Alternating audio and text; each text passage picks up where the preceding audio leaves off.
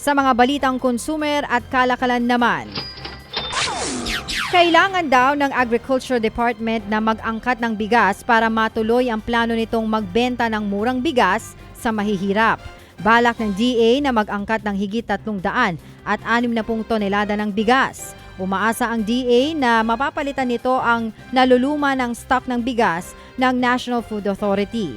Ang lumang NFA rice stock kasi ang ibebenta ng DA sa subsidized price na 29 pesos kada kilo. Tiniyak naman ng NFA na magpo-produce ito ng halos 500 at 60 tonelada ng palay mula sa lokal na mga magbubukid.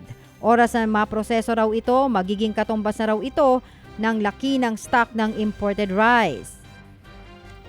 Posible namang lumaki ang maiuwing sahod ng mga manggagawa sa Metro Manila sa susunod na buwan. Nakatakda kasing magsagawa ng public hearing ngayong araw ang Wage Board ng National Capital Region. Sabi naman ni Labor Secretary Benvenido Laguesma, inaasahang maglalabas agad ng desisyon ng Wage Board pagkatapos ng pagdinig at bago ang anibersaryo ng huling aumento sa sahod. Paliwanag ni Laguesma, siguradong may magkakaroon ng dagdag lalo't wala namang kapangyarihan ng Wage Board na tabasan ng minimum wage. Kailangan na nga lang daw hintayin ang desisyon nito kung magkano ang magiging aumento. Sa ngayon, nasa 610 piso ang daily minimum wage sa Metro Manila.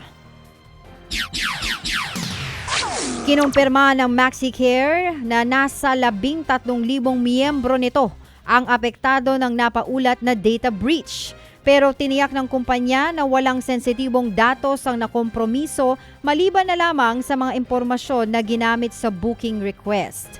Sa ngayon, iniimbestigahan na ng mga otoridad ang nangyaring data breach sa health insurance provider nitong linggo.